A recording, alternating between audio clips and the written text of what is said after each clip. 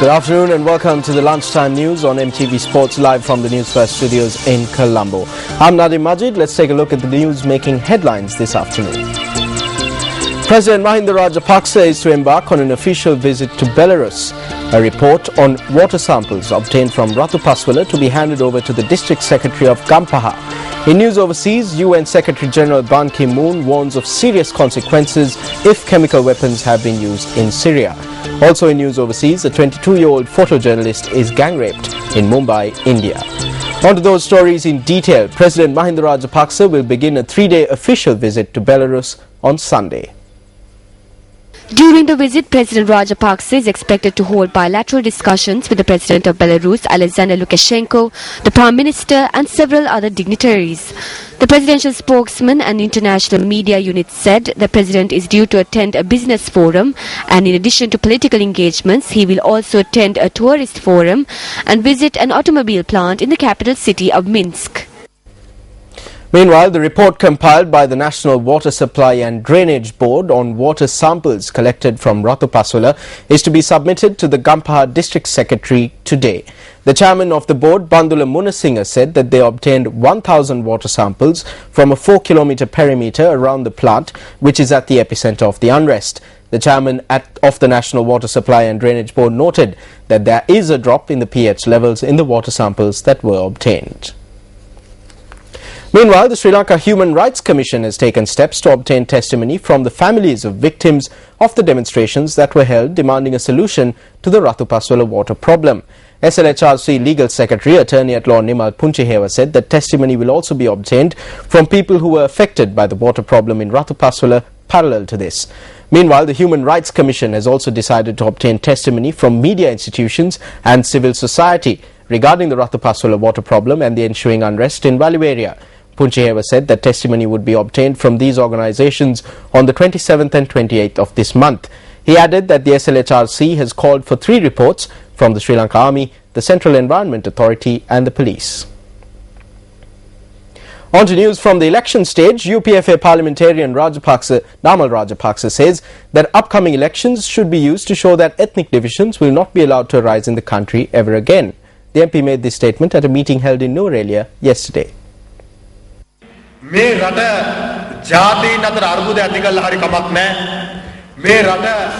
UMP-led opposition's main objective is to topple this government, even if it means creating divisions among communities or bringing terrorism back to the country. They do not want to protect the hard-won nation. They only hope to create a united National Party government, even if it means selling the country to Western imperialists. Through this election, you, the people who live on this land and love this country, should send a message that you are not prepared to allow such an era to be brought forth.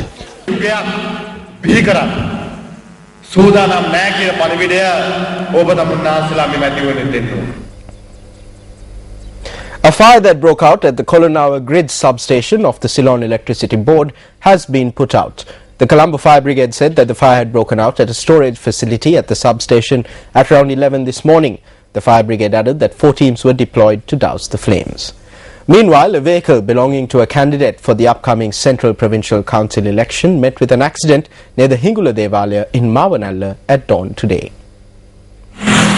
The police say the vehicle had veered off the road and crashed into a tree.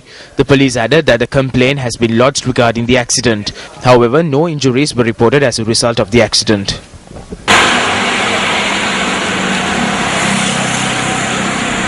The Department of Motor Traffic has said that orders have been made to import equipment to measure sound emission from vehicles. The Commissioner General of the Department of Motor Traffic, S.S. Harishchandra, said that the equipment will arrive in the island by next week. He noted that the equipment will be initially put to use within the Western Province. Once the equipment has been handed over to the police for testing, steps will be taken to confiscate horns that emit noise that are beyond the noise scale. News First U reporter Janaka Gomez filed this report today on an accident that took place in Mount Lavinia this morning. At around 8 this morning, a woman was knocked down by a car when she got off bus at the bakery junction in Mount Lavinia. The woman who sustained injuries has been hospitalized. News First U reporter B. Janaka Gomez, We now go in for a short commercial break. International headlines coming up on the other side.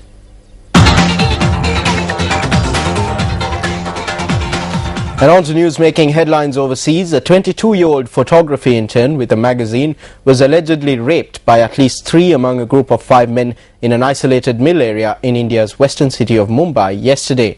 The girl, an intern with an English lifestyle magazine, had gone to a mill in South Mumbai, which had been closed for several years, with a male colleague for a photography assignment.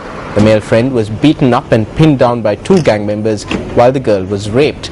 The girl has been admitted to a hospital where Junior Interior Minister for Maharashtra State, R.R. Patil, visited her.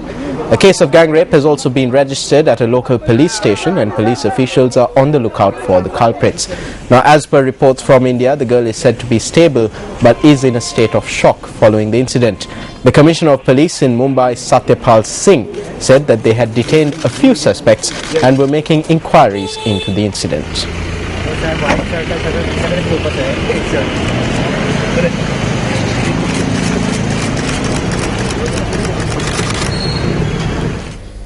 And in the latest development in the ongoing crisis in Syria, the United Nations Chief Ban Ki-moon has urged the Syrian government today to cooperate in the UN investigation as to whether chemical agents were used in an attack on Wednesday in a suburb of Damascus.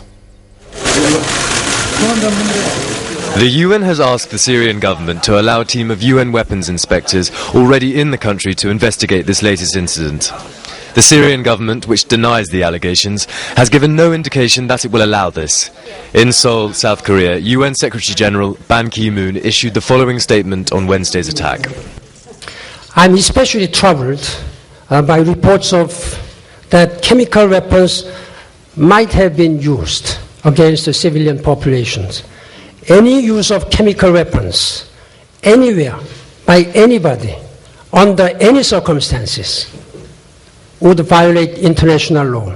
I have called on the Syrian government to extend its full cooperation so that the mission can swiftly investigate this most recent incident. I thank Security Council members' prompt action and call for them to remain actively engaged on this crisis. The investigators who arrived in the city on Sunday and are staying about 15 kilometers from the site of the recent attack only have a mandate to visit 3 other sites of alleged chemical weapon use. Their task is to check on the presence but not the source of chemical weapon use.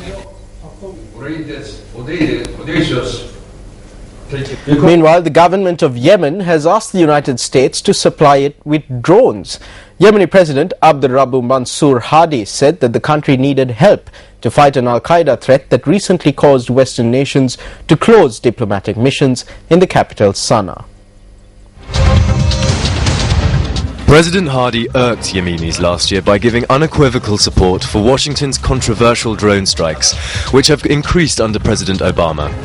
However, he said he had allowed the United States to undertake such operations because his country did not possess such technology to carry out these precise military missions. State news agency Saba quoted Hadi, telling police cadets that 40 suspected Al-Qaeda militants had been killed in recent counter-terrorism operations. The threat from Al-Qaeda has increased largely due to strategic gains the Islamists have made in the country since regrouping and mounting attacks on government buildings and installations. The United States temporarily closed 21 embassies and consulates around the Middle East and North Africa, while several European states shut embassies in Yemen from the recent Al-Qaeda threat.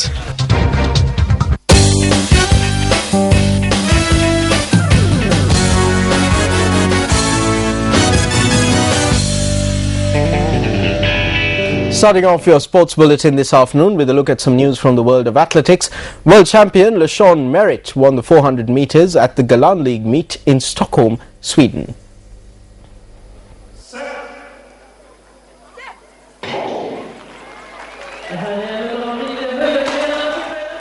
World champion David Oliver of the United States won the men's 110-meter hurdles in 13.21 seconds, ahead of second place Sergei Shubenkov of Russia, 0.14 of a second back, and Britain's Sharman William in third place, 0.15 of a second behind. Oliver said he didn't experience any hangover from the World Championships and still has goals he would like to attain. World champion Leshon Merritt won the men's 400 meters, clocking 44.69 seconds to beat Luguelen Santos of the Dominican Republic. Merritt finished well clear of Santos, who was 0.56 of a second behind, and Pavel Maslak of the Czech Republic in third place. Eunice Jepkach of Kenya won the women's 800 meters in 1 minute 58.84 seconds, edging Alicia Montano of the United States in second and Malika Akawi of Morocco in third. The 1,500 meter world champion Abeba Aregawi of Sweden ended in a disappointing 6th place. Today on our Sports First segment Future Star, we feature budding athlete Akila Ravishankar. Akila Ravishankar hails from Sivali Vidyalaya in Ratnapura.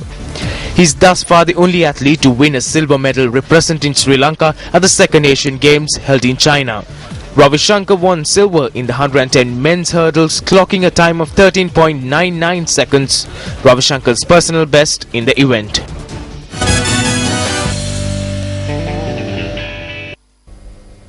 And on to entertainment news. Pop star Lady Gaga has released the first music video for her new album Art Pop, which is set for release on the 11th of November. The first single, Applause, is an up-tempo tune Gaga said she wrote while sidelined with a hip injury earlier this year.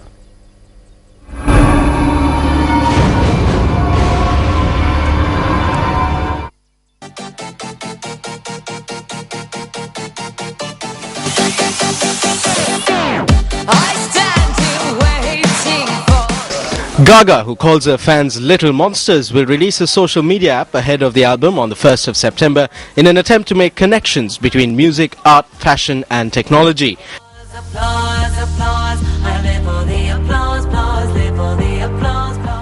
The Grammy-winning singer first rose to prominence in 2008 with the release of her album Fame, and is well known for her outrageous costumes and provocative music videos.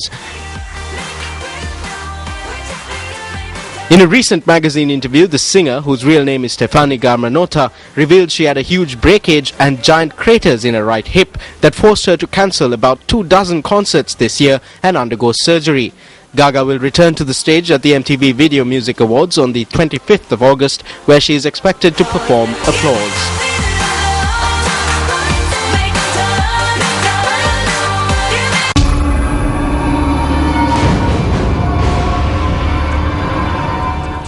And that's a wrap of your lunchtime news bulletin. As always, it's been a pleasure having you with us. Join us again at 1:55 for more of the very latest.